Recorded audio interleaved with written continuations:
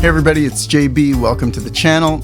And a thing I think I'm going to call the music life, in which I share with you guys some of the experiences and stories and stuff that has happened and continues to happen along my path of a life in music.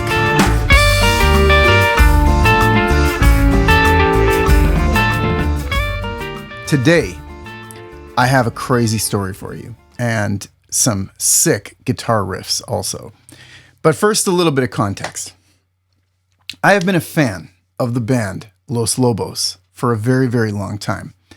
I got into them in 1990 when their album The Neighborhood came out. That was a record that showed me that a modern band of that time could bring the same kind of eclecticism and songwriting and ripping guitar and, vision to an album that I heard on the records that I grew up with in the 70s. So I was a major fan just from that alone. And then I went from that to becoming an uber fan in 1992 when they released Kiko, which I have embarrassingly described to the guys in Los Lobos as my Sgt. Pepper, which is not an exaggeration. I would say that Kiko is the record that kind of changed my concept of what a guitar-based rock type of record could even sound like. It reconceptualized it in a way that was so important to me. Just, real hard to overstate. I'm probably going to have to make a whole video for the 30th anniversary of Kiko, because it's just such a big deal. And if I'm the person that's turning you on to Kiko, then you're welcome in advance, and my work here is basically done. Then they made a record called Colossal Head, and another one called This Time that expanded on the ideas from Kiko and kind of explored other possibilities with the producers Chad Blake and Mitchell Froom at the helm, who are luminaries in my musical world in their own right. There was also, speaking of those guys, there was a Los Lobos side project called Latin Playboys, which made two fantastic records that I hope I'm the first one to tell you about also, because you're in for a major treat. So suffice it to say that the recorded output of Los Lobos in the 90s had more impact on me musically than all the Seattle bands put together. Yes, including that Seattle band. That should give you almost enough context to understand what it was like for me when this thing happened that I'm going to tell you about. So, as a huge fan, imagine my delight and surprise when I find out that Los Lobos is going to be the first show that comes to town after a year of no gigs at all because of COVID. So I haven't heard any live music for a whole year, and now I get to go see Los Lobos. So I went backstage to go talk to my friend Armando Tavares, who was an old road buddy of mine from the War days. When I was playing guitar for War, Mondo was doing monitors at that time, and we used to hang out all the time on the road.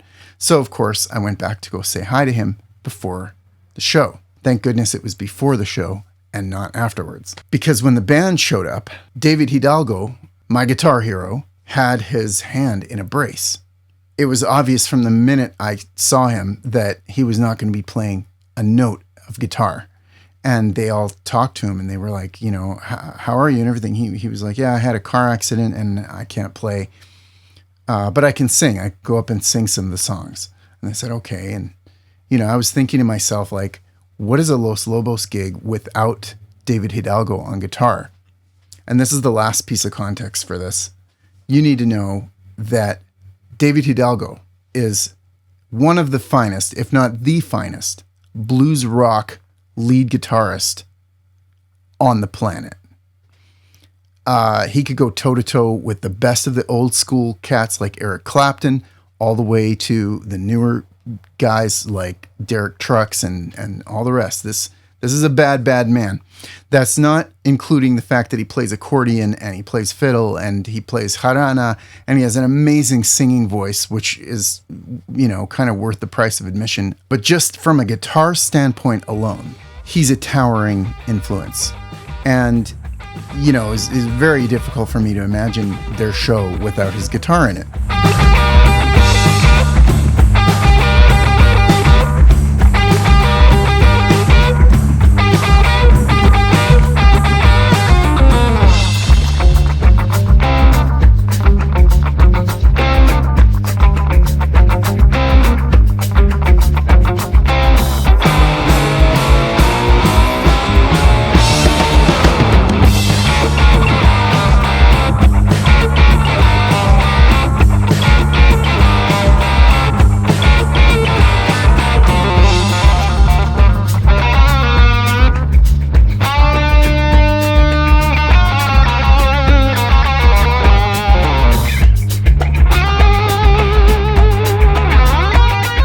But after he said he couldn't play, something happened where suddenly my whole Canadian upbringing and the reticence and politeness, which we're famous for, all went aside for a second. And I opened my big mouth like the entitled Californian I've become. And I said the following: I'll play the show. So there was a beat. And then Armando said, yeah, I was thinking that. And I looked over at Hidalgo.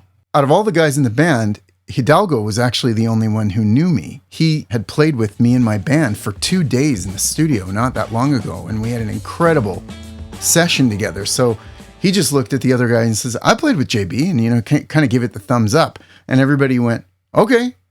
So in 1 second, I went from going there in a goofy bright red t-shirt to go and sit and sweat out on the grass in 100-degree weather and listen to Los Lobos, to being in a huddle with Cesar Rosas and Steve Berlin with an iPad going over like the songs and them saying, which of our stuff do you know? So I got out my phone and opened up Spotify and started going through their albums, especially that 90s period that I'm the most familiar with. And we wrote down every song that I said I know. And by I know means any song that even if I've never played it before, I've heard it so many times that there's a good chance I won't wreck it. So that was my low standard for like, which songs of ours do you know? So I basically wrote down every tune that I thought I'd be able to navigate through and do no harm. So that was the goal, right? And it ended up being a pretty good sized list. And they literally turned around and gave it to Armando and said, okay, that's the set. Make copies. And that was it. So the set was based on whatever tunes that I thought I knew. We only had a few minutes to prepare to go on stage. They got there right before it was time to go on. They sat me down and David explained to me a couple of the other songs that they were going to play that I didn't know at all. One of them was Bertha by the Grateful Dead. I don't think I've ever played a Grateful Dead song on electric guitar in a live band until that night. And an earlier Los Lobos tune from one of their first couple of records that I don't know as well as the other stuff. So they taught me those songs. There was just no time to think. And all of a sudden, we were on our way on stage. And there's even a picture of us all walking towards the stage. And it's hilarious because every photo and every video of that night, there's this group of distinguished Chicano maestros, right? And this random Canadian dude in a red t-shirt. Another little funny side note is that right before the music started, I put on David's guitar. Keep in mind, I didn't have my guitar with me. Of course, I didn't have an amp with me. I just played through his whole setup and he was just like, go for it. So I put on his guitar and it dropped all the way down to my knees because he's just way taller than me. I had to drop to the ground and hike up the guitar strap to get it to sit somewhat normal on me. And it was like, we're off to the races. That was the first tune, which was Dreamin' Blue. Dreamin' Blue was included because I requested it and I couldn't imagine playing a Los Lobos show without playing Dreamin' Blue. That's the first song on the Kiko album, and it just has huge emotional significance to me. I remember listening to that song a million times, driving around on road trips with my mom in Mexico and in a VW van, that kind of thing. So we had to play Dreamin' Blue whether I knew it or not. And this is how the guitar part to that song actually goes.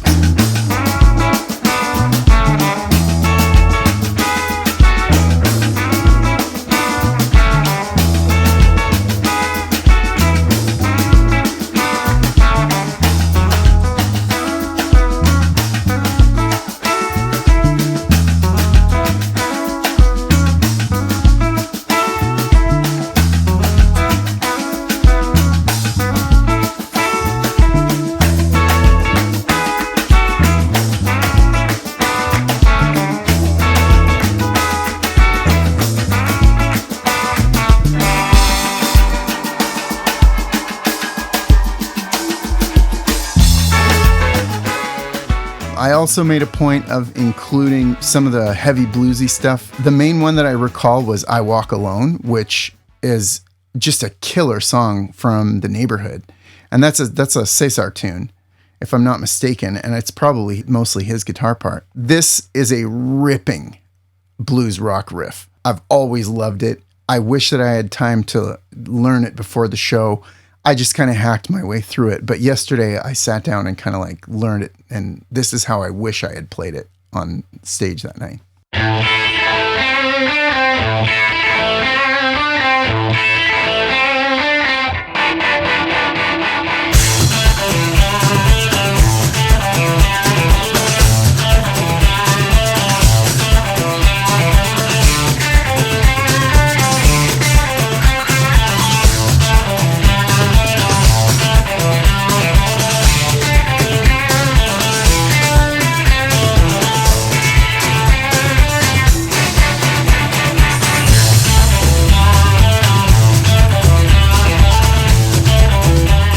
At first I was real nervous because I felt like I was going to be too loose. I had not played guitar on stage for a year. I hadn't even played guitar standing up for a year. You know, during that 2020, 2021, we were all hunched over our guitars like this, just sort of gaining weight. But it ended up being okay mainly because Los Lobos, I forgot how jammy they are. These guys never play the exact same thing twice. They love to improvise and have fun with it and be loose. And that's like a big part of their sort of ethos on stage, which I forgot about. And so I ended up kind of fitting in a little bit better than I thought, apart from the t-shirt. For example, one of the things that might happen is you'd be in the middle of a Los Lobos tune, and then all of a sudden you're playing something else. And I'd look around and I'd be like, is this the Allman Brothers now? Like, are we playing an Allman Brothers tune? And they'd look at me like, you with us still? You know? And in all the video that I've seen of that night, I'm going back and forth and just looking at everybody on stage and just trying to kind of get a clue of what's going on. I noticed that the bass player, Conrad, really noticed that because he was cracking up the whole night watching me navigate the situation. He thought it was hilarious, and I had a really good time with Conrad because of that. And Steve, and to some extent Cesar too, they were all giving me keys and stuff. Like they were making a letter A, like we're going to play the next one in A. So it was all very just on the spot, like watching everybody like a hawk. We eventually did play the Grateful Dead tune, Bertha, which I still barely know, but somehow I made it through that one.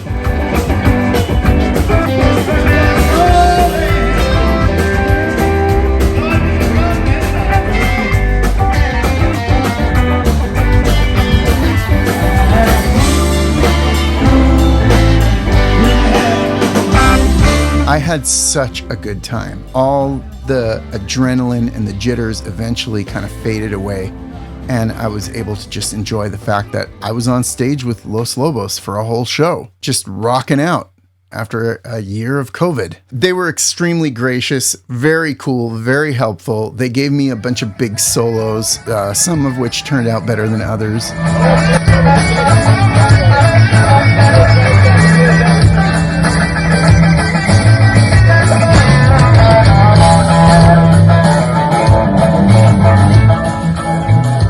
All in all, it was just an utter blast and such a great sort of coming out of the COVID period, and actually just even sort of showing up as a musician in this new town that I moved to, because I didn't know anybody, and most of the people that I know now I met backstage that night. So that ended up being a really cool thing. All the photos and stuff that you're seeing are from John Tabor, who I met that night.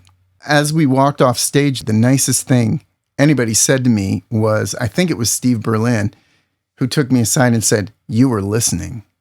And that's the coolest compliment that they could have given me, because the main thing you want to do, if you ever find yourself in a situation where you're surrounded by kind of your heroes and you have to adapt to the butterflies or whatever you want to call it of that moment, the best thing that you can do is just listen to the music as if you're out in the crowd. Just listen to it and try to find a little spot in there. Don't try to take up a lot of space. Don't do anything fancy. Just listen to the music and try and get comfortable. Because otherwise, the moment just goes by and then all of a sudden it's over and you don't remember anything that happened. I've had that happen before. And I learned that you just kind of have to stay cool and just see if you can, see if you can fit in somehow. So that's the story of how I ended up getting on stage with one of my favorite bands of all time. My life definitely has a little bit of that kind of freaky karma in it. It's happened to me a lot and still seems to, and I'm very, very, very grateful for that, as you can probably imagine. So hope that was fun for you guys. It was definitely fun for me to relive it and learn these riffs for you. And that's it until the next video. Onwards.